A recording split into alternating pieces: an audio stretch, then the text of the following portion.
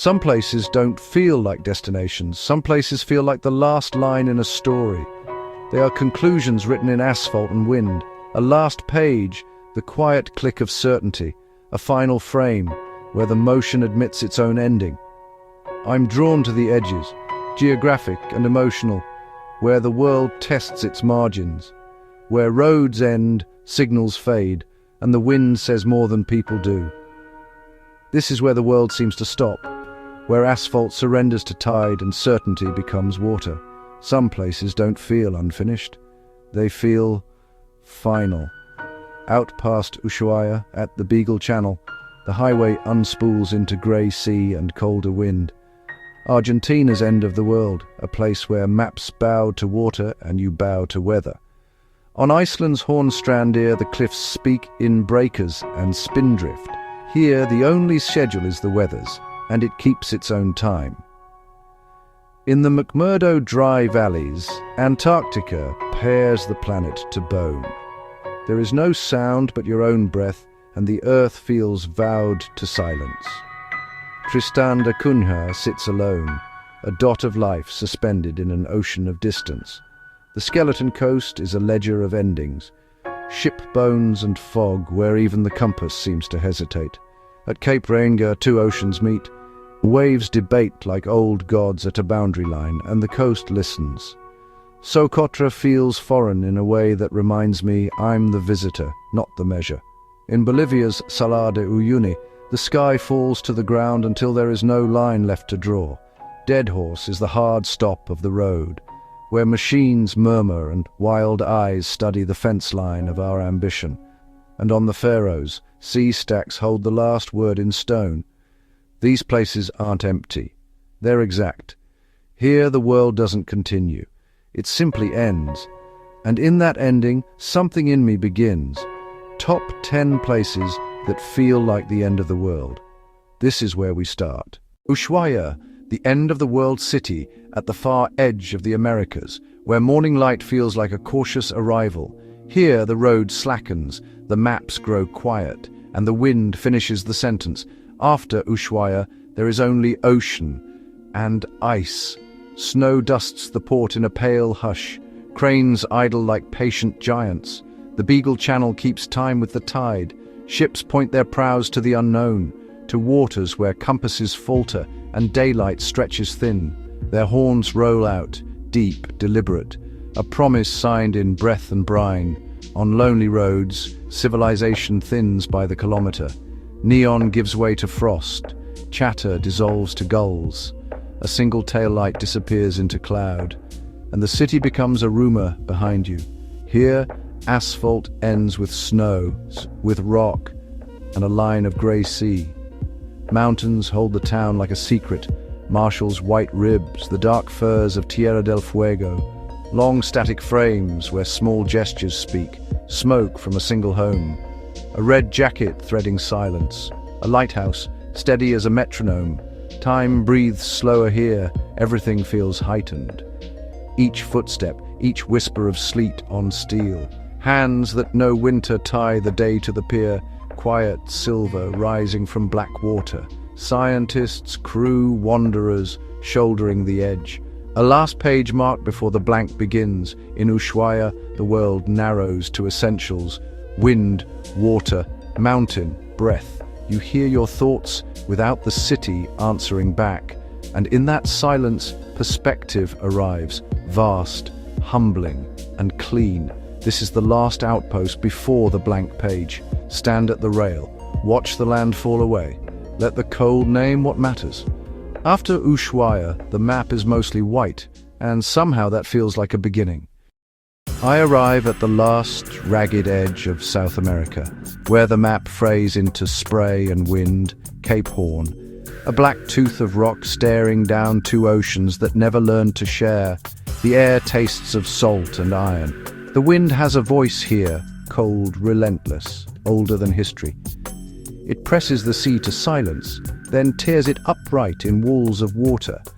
This is the meeting ground of the Atlantic and the Pacific, where currents snarl and the sky runs out of patience. Sailors whispered this name as a warning, Cape Horn. The longest way around, the quickest way to grief. Hulls shuddered, rigging screamed, and one mistake wrote a final line in a captain's hand. No shelter, no mercy. Clouds shoulder each other, driving the day to its knees. Cliffs rise, sheer, dark, slick, while below the sea breaks itself and starts again. Birds skim the chaos, fearless messengers of a place that never bargains with the human will. Beyond this last shard of land, the world falls to a colder quiet. Here the planet tilts toward its emptier places, the compass trembling as if unsure we belong.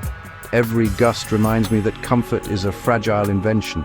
Out here, scale returns to its proper size. My breath slows. Time stretches. The mind admits truths it avoids ashore. Endings are real. Borders exist, and nature needs no witness to be vast. The Kamchatka Peninsula, an edge of the map where the earth still breathes aloud. Steam rises from torn seams in the crust. Snow lands, hisses, vanishes on hot rock. Gulls orbit a horizon of fire and ice. Here, time moves in kilometers, not minutes. You measure a day by a mountain shadow sliding across the plain. Kluchevskaya's perfect cone presses into the sky, and the sky does not push back. Listen, the silence here isn't empty, it is occupied. Volcanic, patient, inevitable, oceanic and old as breath. The air is heavy with the low hum of a planet at work. Rivers braid their way through ash plains. Frost clings to larch. Cold is a careful hand. A gust can carry the taste of sulphur for miles. Human hands are small here. Settlements crouch by the sea, bright pins on a grey-green canvas. A lone road threads out, then gives up, swallowed by distance. My voice shrinks to fit the scale. This land is mid-sentence, always revising itself. Cones rise, craters fall, calderas flood and freeze, then crack and steam. The ground remembers our footsteps the way the sea remembers a drop. Not at all. Look, vast, patient, patterned like the skin of something ancient. Brown bears etch their simple math. Food, water, shelter. Salmon lift rivers with muscle and memory. Geysers lift the air with heat and warning. Clouds drag their bellies across peaks. The light arrives in slabs, gold, then pewter, then the blue of a held breath. Smoke funnels upward, a slow metronome for landscapes beyond clocks. Out here, endings feel honest, not catastrophe, closure. The edge is not a cliff, but a widening distance between want and what the world needs from me. Nothing. Kamchatka does not invite, it allows. In that allowance I find a kind of reverence, small, quiet, complete. At the end of the world goes on. Salar de Uyuni, Bolivia. At the edge of Earth, the world becomes a mirror, and directions dissolve. No landmarks, only a line that pretends to be a place, then forgets. A thin breath of rain erases the seam between sky and ground. Salt underfoot, sky overhead, both joined by a hush that holds everything. Suddenly there's no up, no down, only mirror. The sense of space collapses into a single shining surface. I step onto a white so wide it swallows language. The compass is useless here. The mirror does not point, it returns. Landmarks vanish. Mountains lift like islands on an ocean of light. Each step sends ripples through the heavens at my feet. I'm walking inside the sky and every sound is distant. Even my voice feels borrowed, arriving from somewhere else. Look long enough and the horizon stops being a place. It becomes a question.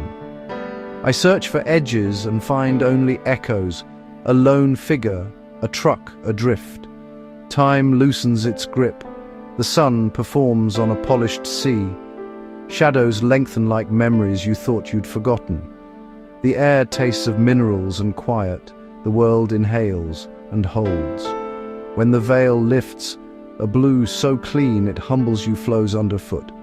When they gather, the earth wears the sky's moods. Number 5. Antarctic ice sheet. The absolute end. A continent of almost nothing, white upon white, horizon erasing sky. Here, silence is louder than sound. Wind speaks in long, cold sentences. Snow answers in whispers. No towns here, no billboards, no casual footsteps. Only ice stacked through time. A cathedral built by weather and eternity. Human presence feels accidental, a pencil mark on a blank page. The world narrows to breath, to heartbeat, to frost collected on a sleeve. Distances deceive. A ridge could be a mountain or a ripple. The sun circles without setting or vanishes for months, and time loosens its grip. This place belongs to no one. No fences, no flags that truly matter. Only agreements to leave it as we found it. Look closer. Tiny research stations, islands of light in a frozen sea. A generator hum, the crunch of boots, a door yawning into the gale. Inside, charts and warm mugs, tired eyes mapping the ice's slow heartbeat. Outside, wind carves memory into motion. Here, the planet is stripped to essentials: water, rock, sky, cold. Every thought grows simple, every sound deliberate. A glove against a zipper, a breath clouding the air. A distant crack, like thunder locked inside glass. The ice reminding us it lives and moves. Stand long enough and you feel it. The scale of things, the smallness of us. Not despair, perspective. At the end of the world I meet the beginning of humility. If Earth has edges, this is one. A quiet boundary where the map fades and meaning sharpens. No permanent residence, no ownership. Only a continent holding the planet's memory in cold storage. I leave no trace. A softened footprint already drifting shut. The wind takes the last word, and the white keeps its secrets. The ocean rules here. Tristan da Cunha. A pinprick of rock in the South Atlantic, days from any other land. Distance is not a measure here. It is a feeling that fills the sky. I watch the cliffs rise like the rim of an old world, black volcanic walls holding back an endless blue. Down below, a scatter of roofs, Edinburgh of the Seven Seas, small enough to count, sturdy enough to last. Houses built to lean into the wind, lives built to last with them. Out here, the ocean defines everything. It feeds you with lobster and fish and reminds you that a meal begins with the weather. It decides the mail, the medicine, the mood of the day. When the swell turns, schedules become stories you tell later. Arriving is an act of weather and luck. A ship when it can, a landing if the surf allows. There's no casual drop-in, no quick escape. Leaving is harder than arriving. You carry the island with you, salt in your jacket, names in your pocket, the horizon stitched behind your eyes. I walk the single road, past potato fields and old stone lines, and feel a place measured in footsteps, not traffic lights. Here, time is not a clock, it's a tide. The volcano sleeps, and those who left once return anyway, pulled by something the world's cities don't have. A promise to be known, not just seen. At night, the wind combs the grass, and the sea answers with its long, low breath.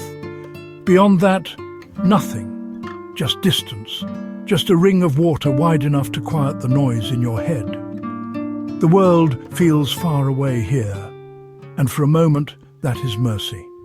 On this cliff, with the empty sea stretching forever, I understand how edges work. They don't end things. They define them. Easter Island. Rapa Nui. An ember of land held by an ocean without edges, a speck in the wilderness of water where silence feels heavier than stone. At first light, the island inhales and history opens its eyes. Stone faces stare into nothing and into everything at once.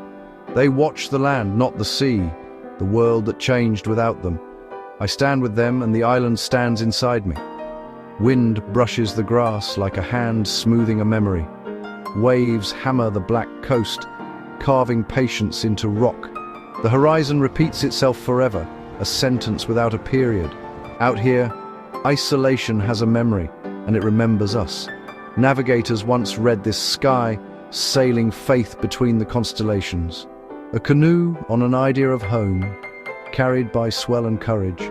In the quarry, intentions sleep inside stone, mid-breath, half-born. The memory of hands remains, each strike a syllable in a long prayer. Ahu Tongariki stretches in solemn order, shielding the island from the endless blue. Who were we, that we believed we could move mountains? Civilization, thinned at the edge, forests gone, resources frayed, scarcity sharpened rivalries, stories condensed into shadow and myth. Yet the island kept its questions, carved where salt cannot erase. The statues remain, not warnings in capital letters, but mirrors. Light slides over faces, and stone appears to breathe. Seams and fractures read like the lines on an elder's hand. Life writes itself small, even where time feels still. Time here does not tick, it pools. The ocean does not care, it keeps breathing. The Danakil Depression, an address at the edge of endurance. A world still being born, where the crust is young and unwilling to rest. Here the earth refuses to cool, breathing through fissures and seams. Heat climbs past human thresholds, testing the limits of intention. The air tastes metallic, sour with hidden poisons. The horizon shimmers as if the planet can't decide what shape to take. Pools the colour of alien thoughts, acid greens that sting the eyes. Yellows like burning sulphur, beautiful and lethal. They hiss and bloom, chemistry sketching with fire and salt. The crust crackles like old paint, unwilling to bear weight. Wide plates of salt lock into pattern, brittle and precise. Thin veins whisper, dividing the land with heat. Dalol rises in mineral cathedrals. Chimneys, terraces, fragile spires. Sculptures carved by chemistry, rebuilt without regret. Distance becomes mirage. Mountains flicker and forget themselves. Footsteps feel heavier, as if gravity is renegotiating your place. Life here is a rumor that refuses to die, trading survival tricks in acid. Nothing thrives, everything negotiates with time. This is Earth without compromise. Unfinished, unafraid. Rock becomes water, becomes vapor, becomes stone again. At the edge of endurance, perspective sharpens. Tasmania's western wilderness, where roads give up and green keeps going. A continent's memory folded into rain and stone. Mist drifts through ancient myrtle and sassafras, threading the tarkine like breath through ribs. Huon pines lean, blackwater rivers, older than empires, indifferent to our brief arrivals. Out here, nature doesn't resist, she reclaims. I follow a trail that fades into buttongrass plains, a line drawn in pencil on a page that keeps erasing itself. Bootprints soften, signposts lean. The forest closes with the quiet certainty of time. Quartzite peaks rise in the distance, the Arthur Range, saw-toothed against a rinsed sky. Fog pours off the ridges, rolling slow as a held breath. Below, the Franklin Gordon cuts through the dark, a quiet blade, patient and permanent. Listen.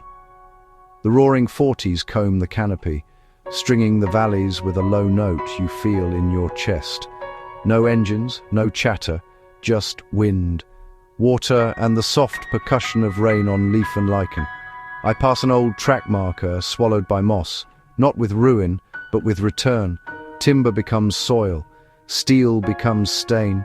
The forest writes over everything. On an empty ridge, the horizon breaks clean. Ocean to the west, cloud to the south, 1,000 shades of green between. The scale is a kind of silence. It makes you smaller, but somehow more complete. If the world had an edge, it might look like this, wet, wild and working quietly to forget us. I stand still and let Tasmania keep her story. The last green edge doesn't ask for witnesses, it endures, and in that endurance I find a truer measure of time. Point Nemo, the Pacific Ocean pole of inaccessibility, the farthest place from any shore on Earth. Out here there is only water, wind, and a perfectly indifferent horizon. A circle of sky for a compass, and nothing else to measure by. No landmarks, only the line where blue meets blue. From this spot, the nearest scraps of land, Dusi, Motunui, Maha, are each about 2,688 kilometers away. A triangle of absence holding a single dot of ocean at its center. In daylight, the sea is a vast fabric, slow-breathing, indifferent. Waves carry no message, no birds to follow, no silhouettes of ships to judge the distance, only the steady pull of the current. By night, the surface becomes a mirror for the universe. There are so many stars, the ocean seems to glow with them. Sometimes faint bioluminescence answers back, living galaxies unspooling beneath the keel of nothing. Here, the closest humans are often not on the water at all, but overhead. Astronauts drift past in the International Space Station, only a few hundred kilometers up. Above you, humanity circles. Around you, humanity disappears.